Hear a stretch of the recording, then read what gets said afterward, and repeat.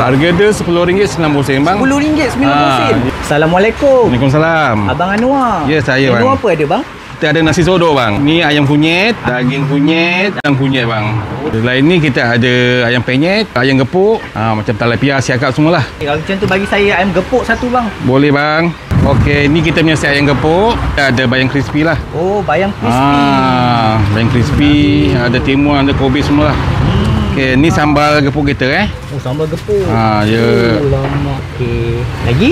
Kita ada kacang gajus lah. Kacang gajus. Dengan dia punya sup lah. Oh, sekali dengan Ni sup. set je lah. Okey bang, macam ni berapa ringgit bang? Harga dia RM10.90 bang. RM10.90. Ya bang, daripada pukul 12 sampai pukul 3 petang. Hari-hari.